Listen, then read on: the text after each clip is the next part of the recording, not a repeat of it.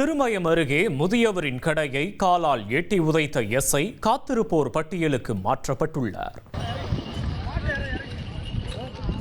புதுக்கோட்டை மாவட்டம் திருமயம் அருகே முதியவரின் கடையை காலால் உதைத்து சேதப்படுத்திய காவல் ஆய்வாளர் காத்திருப்போர் பட்டியலுக்கு மாற்றப்பட்டார். புதுக்கோட்டை மாவட்டம் நெய்வாசலில் மஞ்சுவிரட்டு அனுமதியின்றி நடைபெற்றது. அங்கு முதியவர் ஒருவர் தண்ணீர் மற்றும் பழங்கள் விற்பனைக்காக தற்காலிக கடை அமைத்திருந்தார். அப்போது அங்கு சென்ற போலீசார் டேபிள் மற்றும் பொருட்களை தள்ளிவிட்டு காலால் உதைத்து அப்புறப்படுத்திய காட்சி சமூக வலைதளங்களில் பரவியது.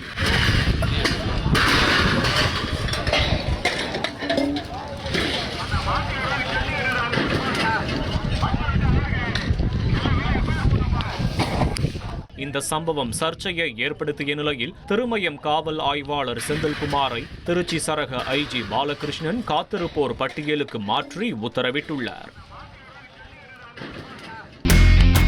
இனி செல்லும் இடமெல்லாம் செய்தி. தந்தி டிவியின் வாட்ஸ்அப் சேனலை ஃபாலோ பண்ணினா செல்ல இருக்கும் இடமெல்லாம் செய்தி.